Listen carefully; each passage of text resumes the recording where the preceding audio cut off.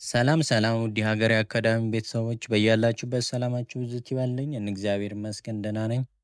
ዛሬ ደግሞ በክፍል 6 የአማርኛ ፊደላት ትምህርታችን ከአ እስከ የ ያሉትን ፊደላት የምንማማር ይሆናል።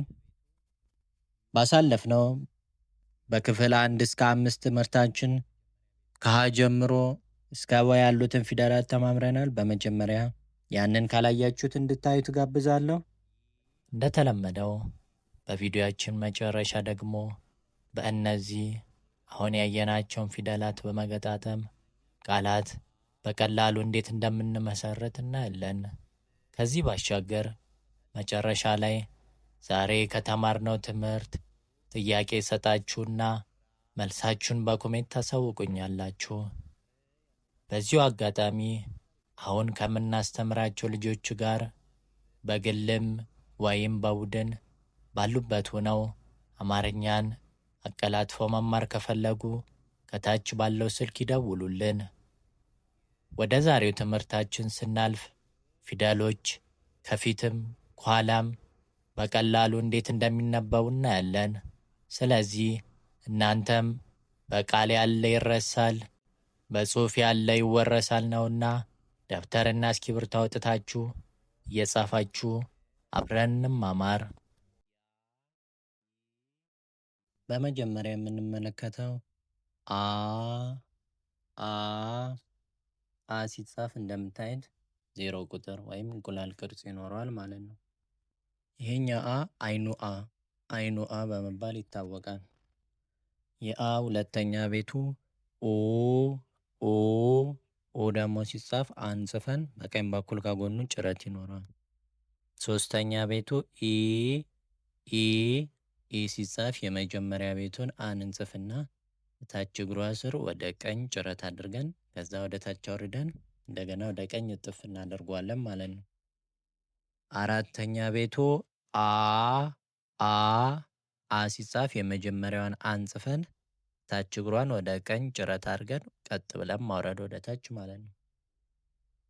አምስተኛ ቤቱ ኤ ኤ ኤ ሲጻፍ አራተኛ ቤቱን አን እንጽፍና በቀኝ በኩል እግሩ ስር ቀለበት እናደርጋለን። ስድስተኛ ቤቱ እ እ እ ሲጻፍ የመጀመሪያ ቤቱን አን እንጽፍና አናቱ ላይ ወደ ላይ ጭረት እናደርጋለን መሃል ላይ ማለት ነው። ሰባተኛ የመጨረሻው ኦ ኦ ኦ ሲጻፍ የመጀመሪያውን አን እንጽፍና ከታች ከመሃል ላይ ተነስተን እግሯን ወደ ግራ ጋደድ አድርገን እናወርደዋለን። ቀጥ አይልም ማለት ነው። መልካም፣ እስኪ ከጀርባ አብረን እንበላቸው። ኦ እ ኤ አ ኢ ኡ አ። በመቀጠል ደግሞ የምናየው ዘ ዘ ዘ ሲጻፍ ሁለት ቋሚ መስመሮች እናደርግና መሃል ላይ በጭረት ማገናኘት ማለት ነው። ሁለተኛ ቤቱ ዙ ዙ ዙ ሲጻፍ የመጀመሪያ ቤቱን ዘን ከጻፍን በኋላ በቀኝ በኩል ከጎኑ ጭረት እናደርጋለን።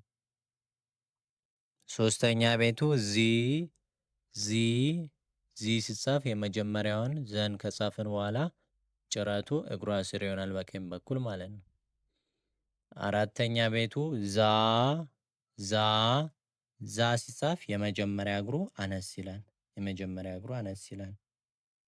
አምስተኛ ቤቱ ዜ ዜ ዜ ሲጻፍ የመጀመሪያ ቤቷን ዘን ከጻፍን በኋላ በቀኝ በኩል እግሯ ስር ቀለበት እናደርጋለን።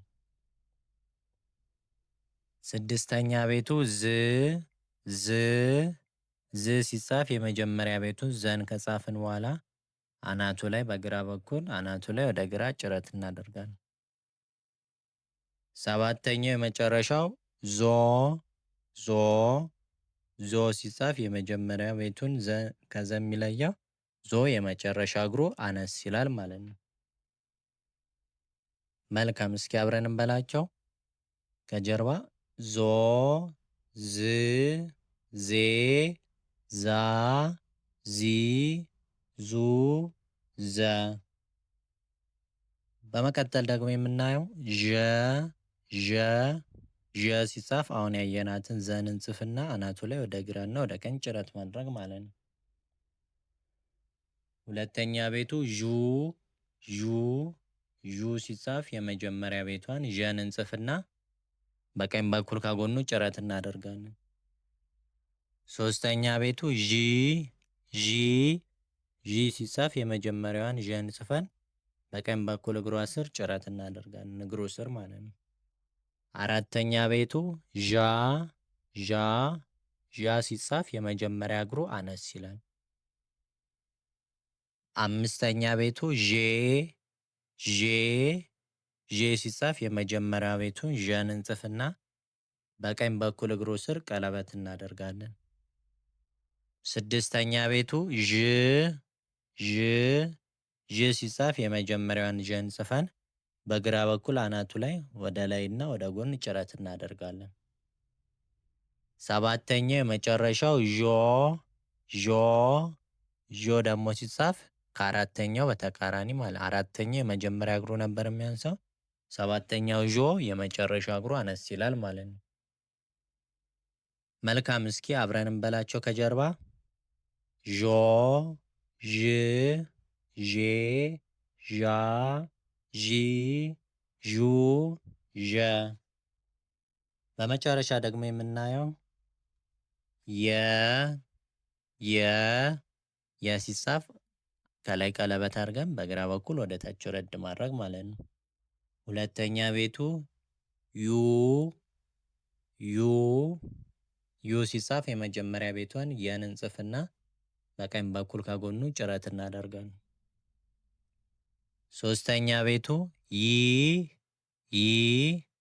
ሲጻፍ የመጀመሪያ ቤቱን የን ጽፈን ከጎኑ ጭረት እናደርግና ጭረቷን ወደ ታችና ወደ ጎን እጥፍ እናደርገዋለን ማለት ነው። አራተኛ ቤቱ ያ ሲጻፍ የመጀመሪያ ቤቱን የን ከጻፍን በኋላ እታች እግሯን ወደ ግራ ጋደድ እናደርገዋለን፣ ጥፍ እናደርገዋለን፣ እግሯን ወደ ግራ ማለት ነው። አምስተኛ ቤቱ የ ሲጻፍ ሁለተኛ ቤቱን ዩን ከጻፍን በኋላ ጭረቷ ላይ ቀለበት እናደርጋለን ማለት ነው። ስድስተኛ ቤቱ ሰባተኛ የመጨረሻው ዮ ሲጻፍ የመጀመሪያውን የን ጽፈን አናቱ ላይ በቀኝ በኩል ቀለበቱ ላይ ጭረት እናደርጋለን በቀኝ በኩል ማለት ነው። መልካም፣ እስኪ ከጀርባ አብረን እንበላቸው የ ያ ዩ የ።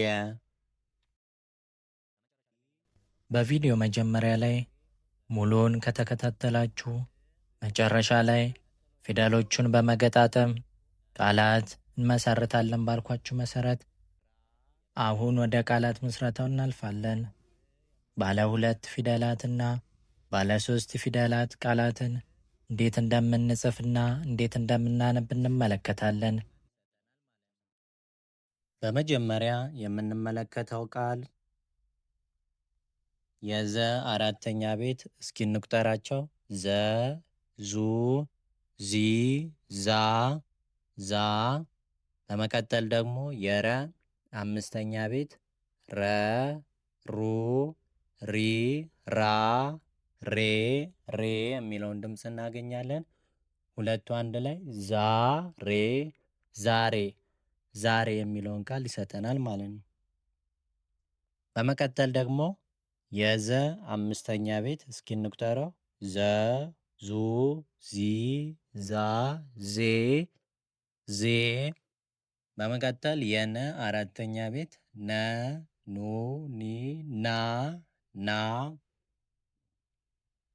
ሁለቱ አንድ ላይ ዜና ዜና ዜና የሚለውን ቃል ይሰጠናል።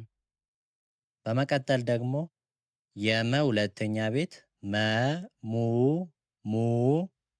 በመቀጠል የዘ ስድስተኛ ቤት እስኪ እንቁጠረው። ዘ ዙ ዚ ዛ ዜ ዝ ዝ። ሁለቱ አንድ ላይ ምን ይሆናል? ሙዝ ሙዝ ሙዝ ሙዝ የሚለውን ቃል ይሰጠናል ማለት ነው። በቀጣይ ደግሞ የምናየው የአ አራተኛ ቤት አ ኡ ኢ አ አ። ቀጥሎ የመ የመጀመሪያ ቤት መ መ። በመቀጠል ደግሞ የተ ስድስተኛ ቤት እስኪ እንቁጠራቸው። ተ ቱ ቲ ታ ቴ ት ት። ሶስቱ አንድ ላይ አመት አመት አመት የሚለውን ቃል ይሰጠናል ማለት ነው። በመቀጠል የዘ ስድስተኛ ቤት ዘ ዙ ዚ ዛ ዜ ዝ ዝ። በመቀጠል ደግሞ የነ አራተኛ ቤት ነ ኑ ኒ ና ና። በመቀጠል የበ ስድስተኛ ቤት እስኪ እንቁጠረው። በ ቡ ቢ ባ ቤ ብ ብ። ሶስቱ አንድ ላይ ዝናብ ዝናብ ዝናብ ዝናብ የሚለውን ቃል ይሰጠናል ማለት ነው። በመጨረሻ ደግሞ የምንመለከተው የዘ ስድስተኛ ቤት እስኪ እንቁጠራቸው። ዘ ዙ ዚ ዛ ዜ ዝ ዝ። በመቀጠል የነ ስድስተኛ ቤት ነ ኑ ኒ ና ኔ ን ን። በመቀጠል የበ ስድስተኛ ቤት በ ቡ ቢ ባ ቤ ብ ብ። ሶስቱ አንድ ላይ ዝንብ ዝንብ ዝንብ ዝንብ የሚለውን ቃል ይሰጠናል ማለት ነው። በዛሬው ቪዲዮ የተማማርነውን ይህን ይመስል ነበር። በቀጣይ በአዲስና ጠቃሚ ቪዲዮ እስከምንገናኝ በያላችሁበት ቸር ሰንብቱ።